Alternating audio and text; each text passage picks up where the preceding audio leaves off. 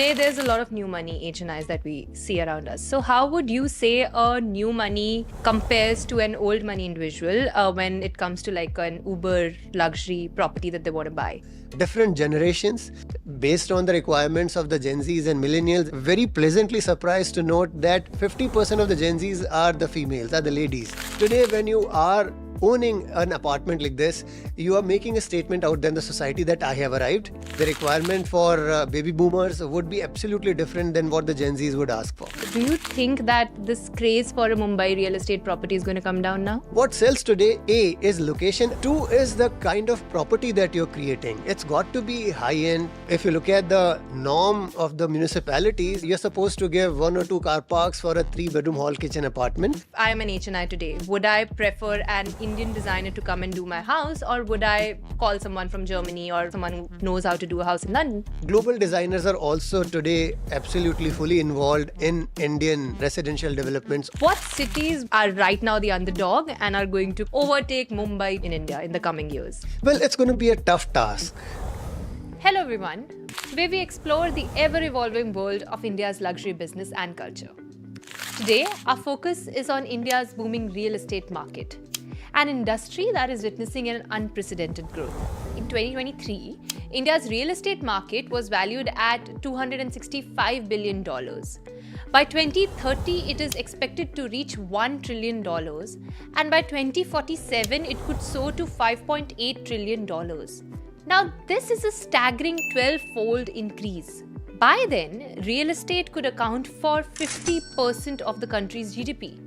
As per Knight Frank's latest 2025 wealth report, real estate remains the top luxury asset of choice for wealthy Indians, which is ahead of every other high-value asset like private jet, cars, yachts, or art. But what makes for a luxury residential property? Any real estate entity that is priced on the upwards of 1.5 crore rupees falls into this category. While in Mumbai, the threshold rises to 2.5 to 3 crore rupees. To help us decode the trends and understand the future of India's luxury real estate market, we are joined by Gulam Zia, the Executive Director at Knight Frank. Today, we are going to deep dive into what's driving the remarkable growth of India's real estate market and how India could be the next defining voice in the global luxury real estate segment. Thank you so much, Gulam, for joining us today. It's a pleasure to have you here. Such occasions are very far and few. So I'm sure I'm going to enjoy whatever we have on cards today. Right. Do you think that the HNIs and the UHNIs in India, which are like exponentially growing, obviously the first property that they buy is for their residential purposes, but the second, the third consequent properties, do they buy in the same city or do they kind of explore the neighboring cities like Alibag, like you rightly said? To start with, look at a few of these numbers. Our report today is talking about actual numbers. In India, if we are categorizing 10 million plus kind of an asset ownership as UHNIs, we have about 88,000 of them in India. Right. And these, now coming to your question about how many apartments or how many units do they own? Now, this is a slightly tricky question. Of late, things have been changing a bit. First of all, when somebody is buying a luxury pad, you're not buying an apartment, you're buying perhaps multiple of them. So whether you are talking about the Gurgaon ones called the DLF ones, or here in Mumbai, the one which Oberoi is selling, people are buying 4-5 units together. And that is coming along as one apartment where families would be buying and living together. So when you hear about 280 crore of a transaction in a Worli complex, these are 3 or 4 apartments bought together. Right. So that's first of all number of units wise. Now coming to your question on how many such units would they be owning. The survey that we have done, out of those 85 odd thousand people in India, on an average 2.7 or 2.8 unit per individual or per UHNI is what numbers are showing right now. Okay. So which means that they have been buying more than one. They've been buying second, third, and even fourth in many cases. And the second could be still in an exotic location. So you're talking about Goas or Alibags, etc. would be the second ones. Now the third and fourth ones are also shaping up. In last, I would say about 5-7 odd years, the concept of even senior living and taking it to the luxury, overlapping senior living and luxury is also cooking up very well. So there are places like Antras and so on where people are buying even a senior living Right. in the locations, exotic locations of Dehradun, etc. Right. as maybe the third or fourth of their units that they would be buying. Right. So it is not just the first one where you would be living close to your place of work or children's education and so on. The second one, exotic. The third, even senior living. So that way, the evolution has been pretty, I would say, amazing, and we should see more such trends emerging as time passes. As I said, the number of UHNIs that is growing, 88,000 odd, it's also growing at the speed of about 7-8% per annum. That number itself is expanding and very fast. The way the economy is growing, that upper end of the society is growing also a lot. And alongside the demand for such boards, such pads is also growing alongside. So I am not convinced that we are going to see an end to it in near-term future. Because as the economy grows, we are right now talking about 4.5 to 5 trillion economy and aspirations of taking it to 10, 20 trillion. So alongside, we shall be creating a huge number of UHNIs and so on. So if I have to compare, and against these numbers are looking very chalk and cheese like, when we are talking about some 8,000 odd UHNIs, in America, the same number. Okay, let me restrict myself to billionaires. Right. We have 191 billionaires in India. Right.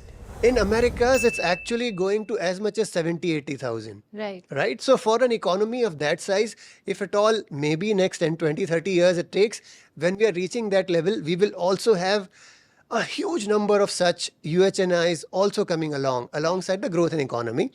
And I want to believe these top 3-4 cities, be it Mumbai, Delhi, Bengaluru, or maybe there'll be a few more additions to that list, the number of super luxury premium apartments requirement shall grow. Now the point is about pricing.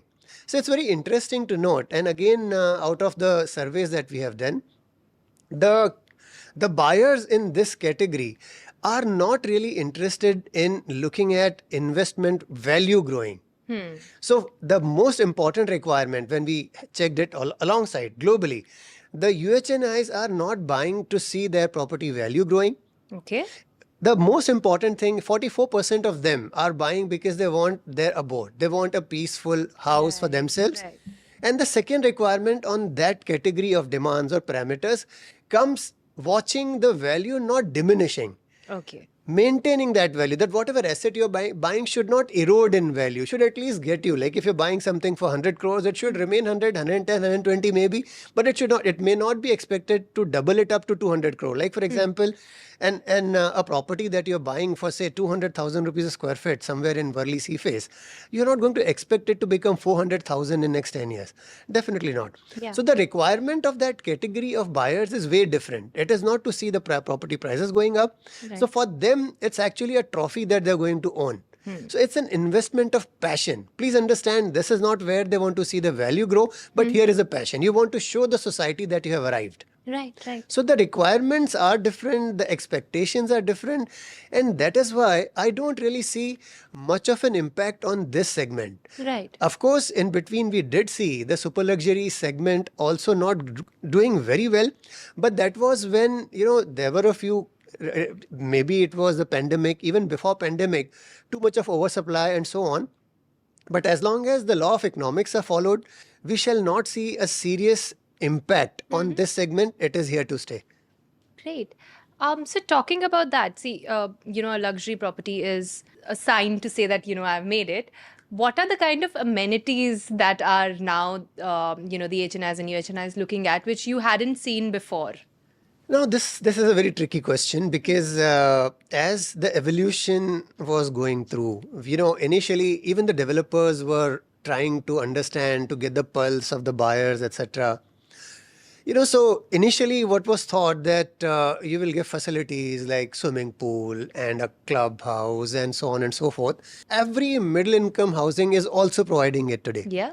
So when you are going in as a UHNI asking for a house, these are not definitely your requirements, because then Similar facilities could be actually in-house. When you're buying a huge penthouse, you would actually have your own pool, Right. not even peddling, maybe a bigger pool there. And a lot of these things are done in between, within their own four walls. So the requirements have changed drastically. Today, most of these upper end apartments are actually sold bare bone. Okay. So no finishings, etc. Because all of us know that anybody who's buying a 100 crore apartment would definitely spend a couple of 5, 10, 20 crores in doing it up. Yeah. Right? And then their own choices, their own requirements, etc., will kick in. So none of these developers can foresee that and create a facility which would suit bang on to the requirement of a buyer of that category. So when that family will be sitting together after buying that apartment, their requirements, their children's requirements, all of them are globally exposed. They know what is better in which location in the world. They may pick up those finishes or furnitures, etc., from all over the world. And that is why developers have realized that they have to give absolute bare bone stuff to the buyer. And that's a big change. So what really sells today? What sells today, A, is location. Again, of course, it's location. 2 is the kind of property that you're creating. It's got to be high-end. Most important is giving facilities like car parkings, etc. If you look at the norm of the municipalities, you're supposed to give 1 or 2 car parks for a 3-bedroom hall kitchen apartment. But when you're talking about such apartments, the huge luxury pads, the parking requirements could skyrocket. Yes. Because when one such family or a household would be throwing a party and the celebrities would be coming in, then you would require 25, 30 parkings to each of these apartments. Right. So that's an extremely crucial requirement. And in places like Mumbai, Delhi, and even Bangalore, that is the make or break. Right. You can't expect your buyers to go find parkings out there. Of course, you will have valleys, but then again, it's not something that the buyer of this category would prefer. And then comes, a few of these misunderstandings or myths, which were actually within us for a long time. The brands, what I spoke about earlier, a Gucci or a Prada kind of a house. Well, it is not adding any value. The reason why the buyers have realized that there's no value add is because they realize that today the apartment they're buying is not really so much of a product as it is a service. So, you require a huge number of people to cater to your requirements. So whether you have a dedicated resource to cater to your requirement within your building, concierge services, and a lot of those things are kicking in. So now it is becoming a service. So you would still have a Four Seasons apartment fetching a better value because a Four Seasons knows hospitality and would be taking care of all your requirements once you're here. Services are actually ruling today. So in a super luxury apartment, these concepts are still there when you're going for a 5-star brand attached to your apartment, merely for service. Not so much to add value to the product itself, but the service where it counts. And Indian hospitality is known for its service. Right. So whether it is Taj or all these big Oberois, and a lot of these brands are today associating with super luxury properties. And that is the key. And finally, something which is once again we yet have to completely come to terms with is, unfortunately, in Mumbai and Delhi at least, luxury apartment is also very similar to those glass facades. 60, 70 story towers in Mumbai and something similar. The glass facade is not really an epitome of luxury. Go to London, go to Monaco, you don't have high rises. Where you actually buy the costliest of the property, Monaco, you don't have high rises. But in Mumbai, because you want to be above a few of those slums, etc., you need to go high. And when you're going high, again, it's kind of a statement of luxury. So you are actually buying higher apartments, high rises. And as I said, 1 or 2 of those things, services, extremely crucial. And then you need, it's kind of a blank canvas, easel you are given, you paint your own picture. So that flexibility is ruling the roost today. Picking from what you said, do you think that because HNI or a UHNI today wants to customize their home end to end, do you see that this kind of leads other industrial growths as well, like the architectural industry? But are those industrial growth Indian? In the sense that I am an HNI today, would I prefer an Indian designer to come and do my house, or would I, call someone from Germany or someone who knows how to do a house in London to come down to India and, customize a house for me? So what do you think would an HNI prefer today? Well, all these options do exist. You would have seen, a lot of these big brands, Manish Malhotras, etc., have actually gotten into building products as well. They're selling their own branded finishings, etc., for furniture, furnishing, and so on. So a lot of these brands are already existing. So first is, obviously, depending upon how deep a pocket you got, it starts with Indian horizon, and then you go beyond that. And global designers are also today absolutely fully involved in Indian residential developments or creating designs for the super HNIs, billionaires, etc., for their house requirements. So it's also happening. As I said, it's ultimately about how deep a pocket you've got. However, important, as we started with this whole discussion started on that, because this is a statement. Today, when you are owning an apartment like this, you are making a statement out there in the society that I have arrived. And for that, all these are paraphernalias that you need to put together. In Hindi, they say, kahin ki eat, kahin ka roda, bhanmati ne kunba joda. So this is exactly what it is. You're actually getting all of these things coming together to create a concoction which is going to be heady, which you will be, the day you will be throwing a party, people will look at this is a painting you bought, this is a designer couch you have, this is all those things have to come together. And amongst them will be the architect's name as well. Mr. XYZ is the one who did my house. So you have an absolutely important question to talk about. The architectural design industry is also expanding a lot. Lot of those celebrities, because they have been there and done that, many of these celebrity wives are becoming a designer in themselves. So this is a huge turn that we're already staring at. Right. What cities would you say are right now the underdog and are going to kind of overtake Mumbai, so to say, in India in the coming years? Well, it's going to be a tough task. It's going to be a very difficult proposition to beat places like Mumbai and Delhi, etc., because almost 70 to 80% of the billionaires and UHNIs are in these cities. So in times to come, when things will change, of course, the big challenger was Bengaluru with the advent of tech-related wealth creation that has happened in last 10, 15 years.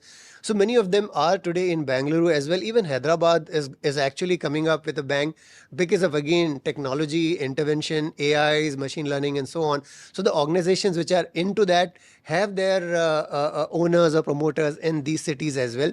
So it's growing in those cities also. However, Mumbai and Delhi shall continue to rule the roost. Okay. So let's compare tier 2 cities to the tier 1 cities. How does an HNI approach a property differently from, let's say, a Mumbai to, let's say, an Indore? Well, here, the biggest distinguishing factor is going to be the cost of land. Right. Value of land that you are at. So in South Mumbai, if you are buying an apartment of, say, 200,000 rupees a square feet, the cost of construction would not be more than 20,000 rupees a square feet. Of putting up that entire high-rise towers would never cross 20,000 at least in next couple of years. So where is the rest of the money going? Even if the developer is taking a cool profit of 50, 60,000 a square feet, at least about 100,000 square feet, rupees a square feet will go as value of land. Which could be FSI, TDR, giving the premiums to the government and so on and so forth. So that is where the actual spending is going. Right. Land as raw material is the costliest in the uber luxury, upper end premium apartments, be it in Delhi, Mumbai or wherever. So when we're talking about tier 2 cities, you'll have to understand the value of land there will not be so much. Right. So even if you're talking about, say, Pune or, say, Jubilee Hills in Hyderabad, a few of these top-end locations, the value of land is still not nowhere in comparison to what a Mumbai or a Delhi would fetch. Yeah. And then when you eliminate that huge cost, so assuming in Hyderabad your value of land will not be more than, say, 40,000, 50,000 rupees a square feet. The product will never cross 75, 80,000 rupees a square feet, whatever said and done. So that is the reality of all tier 2 cities. And mind you, in most of these tier 2, tier 3 cities, you do have luxury developments happening all over. So you have buyers for, those who want to be close to their roots and still want a super luxury statement to make. So this is actually expanding in many other tier 2 cities as well in India. However, the point remains that the comparable value of a luxury apartment would be chalk and cheese if you compare, say, a Mumbai and Delhi in one bucket and the rest of the country in the other. Understood. So today there's a lot of new money HNIs that we see around us. So how would you say a new money compares to an old money individual when it comes to like an uber luxury property that they want to buy? What are the differences in approach that you see? The new money is, coming on the back of the technology front. Right. So the tech unicorns are youngsters. Right. And more than money, it's their way of looking at life, lifestyle, etc. is different. Their requirements are different. So if you compare different generations, what used to be a requirement of millennials may not be the ones for the Gen Zs. Sorry, the requirement for baby boomers would be absolutely different than what the Gen Zs would ask for. So that is something which we are still grappling with. So what I spoke about a short while back, the high-rise glass edifices, etc., may still be preferred by the millennials. Okay. But the Gen Zs or the previous one, the baby boomers, etc., may not be fully, comfortable with that. They may still want some architectural features, what you would get in London's, etc. That is something which would still be the requirement, and that's what the designs would also change based on the requirements of the Gen Zs and millennials. And we were surprised to see that in the new breed of billionaires and UHNIs, we do have a lot of ladies coming in. So the segment where the Gen Zs coming in, very pleasantly surprised to note that 50% of the Gen Zs are the females, are the ladies. And that is where also a lot will change. What your question was, only the generational shift, I would say even this will also matter. What a lady would look at, and you are better poised to answer that question compared to what I would look at. The design requirements would be different. I'm sure over a period of time with more and more ladies assuming or getting into that elite club, the prestigious club, the design requirements shall also change with time. Right. We are talking about the residential luxury real estate, but with the UHNI and HNI growth in India, how would the commercial real estate landscape also affect in the next 5 years? So we see that there's going to be a 50% growth in the number of UHNIs that we have today to 5 years down the line. How much of a commercial real estate is dependent on the residential real estate for these HNIs and UHNIs? Again, the requirement is completely driven by commerce, is by the business that they are in. Right. So a tech company owner, promoter coming in from Bengaluru would not be even interested to look at what a DLF would launch in Delhi. Yeah. So that's where we need to understand that where will they want to put in their money even for their offices. So if their business is based in Bengaluru, there's no need for them to look elsewhere. Right. Now comes the requirement of offices. Well, here it's extremely important to note that it's also a lot driven by what kind of resources that you are seeking to grow your business. So it's a complete HR related requirement. So if you're hiring the best of the class, then you require that kind of an office property. So in last year and a half or two, we have come across a term called Global Capability Centers, GCCs, and that is where the cream of the talents is coming in. So even the office requirements have changed a lot in last 2-3 years. A lot has been coming in from HSSE perspective, health, safety, and so on. So requirement of ESGs are also shooting up. People are more aware about environment and the greens, etc., etc. So a lot of those changes are coming in. I recall about 20 years back, we were looking at India as the back office of the world. And per person office requirement used to be as low as 50 to 60 square feet per person. Oh. Right? Now, when we are entering into a different regime, when we are talking about high-end offices, these offices per person could actually go up to 400 to 500 square feet, almost 100 times or 10, 20, 50 times more than what it was earlier. Right. So when you have a very wafer-thin kind of manpower, some 20, 50, 20, 30 people coming together, but you are running a unicorn, then your offices will also speak for themselves. So it is not just the house that is something which you would want to flaunt in the society, but also your office. So people who are visiting your office would be coming in realizing that it is way, way different. I recall a very little example We were catering to the requirement of some such office, and the lady, the owner of the business, took me to her office, to the conference room, pulled out the whiteboard marker, and he said, "The day one of these whiteboard markers are running dry, I will throw you out." So the requirement of the services labels are also shooting up a lot. Yeah. So this is where things are changing, and the luxury, super luxury, and the offices are looking perhaps better than the many five-star lounges that you would see anywhere in the world. Yeah. And that is the key. That is the change that is coming about even in commercial real estate. Right, that's true. Insofar as the developers are concerned, how are they adapting to the increasing demand, increasing preferences of, improving preferences of HNIs and UHNIs? What is happening in the developers' realm today, and what are the key learnings that are coming across for them as India grows with its HNI population? See, first of all, developers have realized, as I said earlier, first realization is that they have it in themselves to create the mark, to create a property which is world class, etc. So they don't need the props of a brand from abroad. So our brands are strong enough as the first realization. Number two is, these are those developers who have a design awareness are the ones who are succeeding.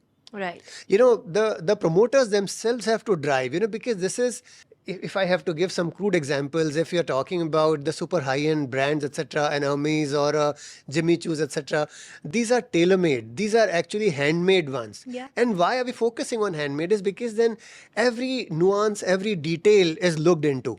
And that is something which the promoter, the developer himself or herself will be able to do. So that's a big change. So the family members who are the developers are themselves involved. So while the rest of it, mid to lower end of the housing or the real estate requirement is catered to by professionals, but when it comes to the upper end of it, the absolute cream of it, the promoters are themselves deciding, because they are the ones who are exposed to the global requirements or the global trends themselves. So they are the ones who are deciding that how each of these nooks and corners have to look like. And wherever there is a personal attention of these developers themselves, the products are coming out absolutely the high end. And again, as I said, this is a very, very, very, very niche club. Not every developer is actually into this club. Barely, I would say, not more than a 10 or 12, not more than a dozen such developers across the country who fit that requirement of creating such kind of luxury properties. And that shall continue to be that way, because by the time the next generation or some other developer comes in to cater to it, these guys would have reached the next pinnacle. Yeah. So they will always have the first mover advantage. So for luxury, you will have very few developers catering to it, and it will call for personal touch from the developers, family, promoters themselves. If someone wants to get into real estate today as a 20-year-old, how difficult is it for anyone to get into, let's say, as a developer or as a designer? How competitive is the market today? There are two ways of looking at or categorizing the developers. One are listed players and two unlisted. Of course, there are quite a few of corporate developers as well who haven't really gotten themselves listed. Say a Tata Realty or Tata Housing brand is not listed yet, while a Mahindra and Godrej are listed. So the brands matter, who you are. Now, this is a domain where entering real estate is not really that big a problem as it is lasting in it. I don't know if you mark my words, remaining in business for a long period is a bigger challenge. Right. So if you look at last, real estate is cyclical. In every cycle, you will see a couple of these brands falling by the wayside. New developers come, but alongside you would see a few of these brands who have been here for decades together. Yeah. And they are the ones who come up trumps, because they're the ones who have been catering to changing requirements. Within themselves, they have the next generation taking over, learning from their parents and grandparents and catering to the new generation's requirements. So that is what it is. So you do have next generation, new developers also coming along. I would say a few names that come to my mind, say Rustam Ji, etc., is a new brand that has come up, doing well. But for it to establish, of course, they have been catering to the upper end as well. But to break the ceiling and reach the super high end, they will also take a little while. So point remains that more than anything else, it's your ability to last the bad times in real estate. Entering real estate in good times, anybody can do that. But sustaining the bad time is when the men from boys are separated. Right. And would you say that there is going to be like a very younger crowd led real estate market in future in India? Would you say that that's going to happen? It's already happening, Or is as it a I said. family driven? Well, it's a combination of two because the names I said, a few of these new generation developers, first of all, will have to establish themselves for a cycle or two before they could say that they have arrived and they're going to be here. But otherwise, it's going to be the next generation of the established developers. So most of these developers have already are going through a second generation, if not third. Third generation is coming in into a few of these big brands like whether it is DLF or Rahejas or RMZs or so on. Third generation is coming along, but in many of them, second generation is definitely taking it over, if not taken over already. So the generational shift is happening more within family.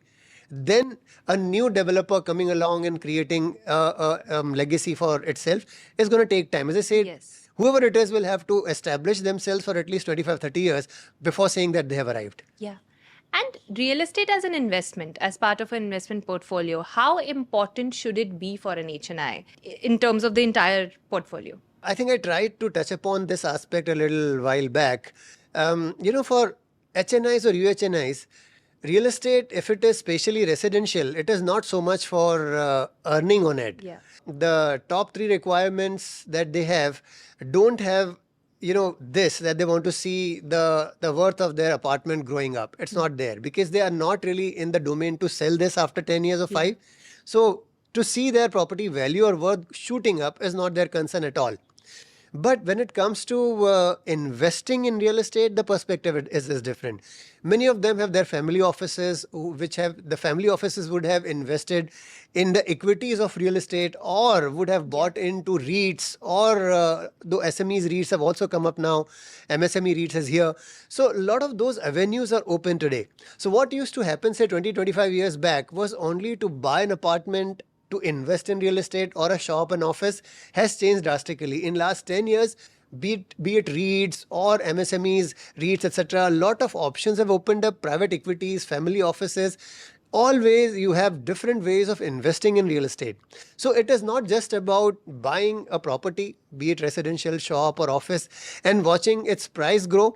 It's also a lot to do with this, that they could be buying a stake in a listed player. Yeah. Or otherwise, buying a stake in a player, in a builder, investing in coming an upcoming developer and watching that business itself grow. Right. So all that is also happening. So investment in real estate today has broad-based a lot compared to what it was about a decade or two back. So coming to REITs, India is growing in terms of having REIT entities. How big of a market do you think it's going to become? Well, in terms of REIT, unfortunately, it's not that big yet in India when you compare it with the Americas or even for a city country like Singapore, etc. There are big REITs. In India, we are still growing. The A-grade office stock, or we have a term called REITable offices. REITable offices are also as good as exhausted. So a lot of growth has to happen. And as the economy is growing, currently we are just about reaching a landmark. We are currently just about going to be 900 million square feet, just about crossing, going to be 1,000 million, a billion square feet of office space in India is going to be in next couple of months. And that's when we are reaching that league. We will be competing or at least comparing ourselves with the likes of Americas, etc. Will take at least 5, 7 years, 10 years to reach that stage where you will have large chunk of offices to actually be placed in REITs. So REITs is a huge business in these developed economies where assets are transacted very regularly. I have, for example, this office building would be owned by one of the REIT. They would sell it to somebody else, some other REIT, and that REIT would do a little value add and get better returns. So that rotational business is still not even there in the country. Hardly some 2 or 3 such large asset sales where a REIT would have sold something is what is in has come to our attention. Otherwise, REIT is still right now only scratching the surface. It has to grow a lot. And do you think it will? It will. Because I said with the economy growing from 5 to 20 or trillion, your office space requirements will also shoot up accordingly. So currently that 1 billion square feet of office space that I'm talking about will have to be multiple thereof. So accordingly, so many REITs. Currently in office domain, we have barely 3 REITs, one retail REIT. And when there's something else called as InvIT, which is a infrastructure REIT kind of a thing. InvITs and REITs have almost come together in the country, and InvITs, you have almost 20 InvITs already listed, whereas in REITs, you have barely 4. So a long runway ahead, and we shall continue to see growth in InvITs. As I said, we are just scratching the surface right now. Yeah. And what is the biggest real estate opportunity that you see that India is at the cusp of and can really capitalize on? To me, it's a no-brainer. Office asset class is the one which is going to grow by leaps and bounds. On the other side, of course, there are a few of these new asset classes. They call it data centers and stuff. But data centers have their own limitations. You're going to have, first of all, data centers are like glorified warehouses of servers. They are not really absolute high-end commercially, like what we started with. It's not something which you would flaunt. It's not a structure which you want to be in the heart of a CBD in BKC and say, hey, I own a data center which is actually a part of Worli. No. It will be in boondocks, it will be in back of beyond, because the requirement is such that you don't need to be in the heart of the city. So there are new asset classes emerging, but nothing better than office all the way. In next decade or two, I want to be, without hesitation, office as an asset class shall rule the roost. Another important parameter that I want to cover is to understand that what key things an HNI, UHNI in India should keep in mind while buying a property in tier 1, tier 2, anywhere in India. What are the key parameters that an HNI should keep in mind to buy a property, and that could either make or break their entity? Extremely crucial is the title of the property. Title insurance is still almost non-existent in this country. We are working on it. We are taking leaps, quantum leaps, but at least for next couple of years, reaching a right title property is something which is very crucial. So you need a proper legal support to establish that whatever investment you're getting into is above board, is completely compliant from the local rules perspective, as well as legally the land and the structure on it is fully cleaned up without any concern. So that's the most important thing. Because in spite of all the regulators, etc., that we're talking about, you may still not have 100% conviction with the property that you're buying would be above board. We have a long way to go.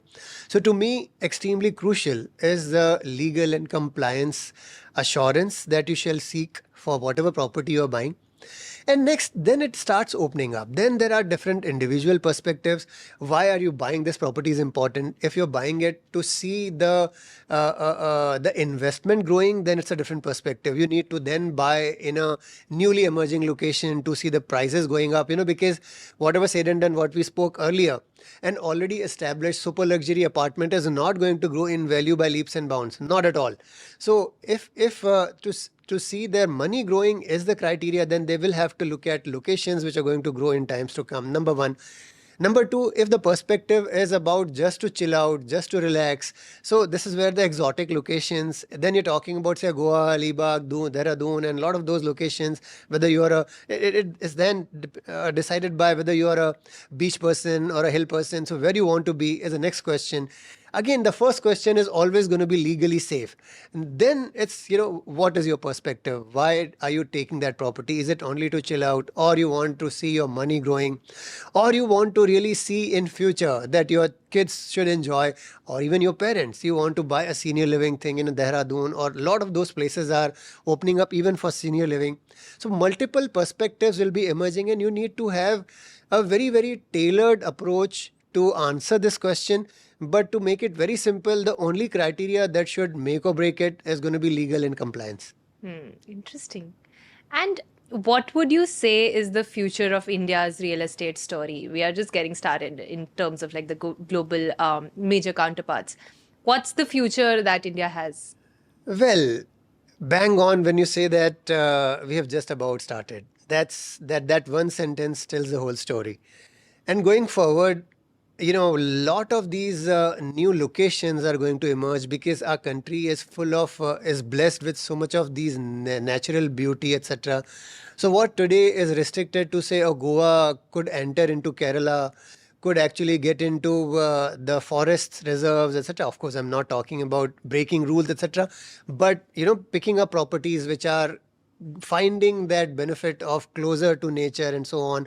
So a lot of those things are emerging. Natural trails, of course, the beaches and hills we already spoke about, and of course, religious tourism is emerging in a big way.